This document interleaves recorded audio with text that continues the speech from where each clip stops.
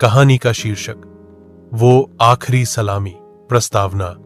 कभी कभी एक गांव, एक घर, एक मां, एक ऐसा बेटा जन्म देती है जो सिर्फ उसका नहीं होता, वो पूरे देश का होता है। यही कहानी है वीर कैप्टन समर प्रताप की, जिसका जन्म मिट्टी में हुआ पर अंत तिरंगे में लिपट कर हुआ। बचपन। मिट्टी में पलता सपना। मध्य प्रदेश के एक छोटे से गांव बड़वानीपुर में समर प्रताप नाम का लड़का एक झोंपड़ी में जन्मा। बचपन में जब और बच्चे कंचे खेलते, समर मिट्टी के ढेले से बंदूक बनाकर दीवारों पर दुश्मन ढूंढता। उसकी मां गौरी देवी कहती, ये बच्चा कुछ अलग है, ये मेरा बेटा नहीं, देश का रक्षक बनेगा। पिता एक छोटे किसान थे जो दिन भर खेतों में खून पसीना बहाते और रात में लालटेन की रोशनी में बेटे को पढ़ते देखते। हर रात समर के कानों में यही शब्द गूंजते, मां, मैं वर्दी पहनूंगा, तिरंगे के नीचे सलामी लूंगा। संघर्ष। सपनों की सीढ़ियां।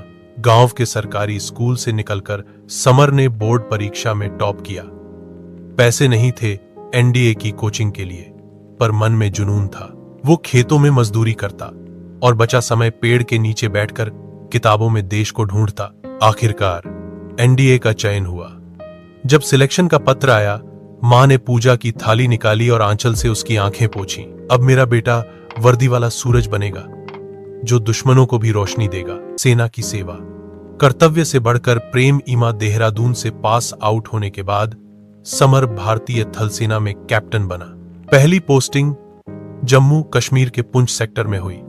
वो शेर की तरह चलता और जवानों को भाई की तरह समझाता। एक दिन सीमा पर घुसपैठ की सूचना मिली। ऑपरेशन सिंधु सुरक्षा के तहत उसे अगुवाई करनी थी। गोलीबारी हुई, 3 जवान घायल हुए। समर ने अकेले दुश्मनों को आगे से मोर्चा संभालते हुए कवर फायर दिया। आखिरी गोली उसकी छाती में लगी।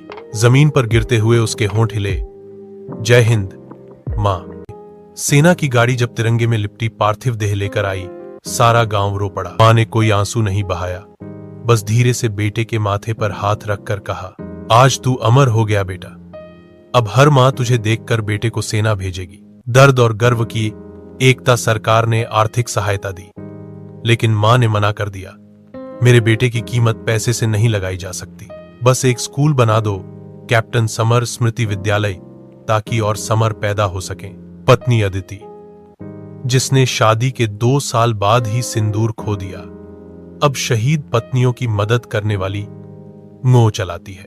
बेटा अर्जुन जब किसी से पूछता, पापा कहां हैं, तो मां कहती, तेरे पापा तिरंगे में रहते हैं, आसमान में सबसे ऊंचे तारे बनकर। समर गया नहीं, बस देश के माथे पर तिलक बन गया। हर साल 15 अगस्त और 26 जनवरी को स्कूल के बच्चे समर की प्रतिमा को फूल चढ़ाते हैं और गाते हैं, जो मिट गया वतन पर वही अमर कहलाया है, जो तिरंगे में लिपटा वही सच्चा वीर समर बन पाया है। आपको ये कहानी कैसी लगी जरूर बताना, और आप में भी भारत देश के लिए सब कुछ कुर्बान करने का जज्बा है तो कमेंट में जय हिंद जरूर लिखिए। धन्यवाद।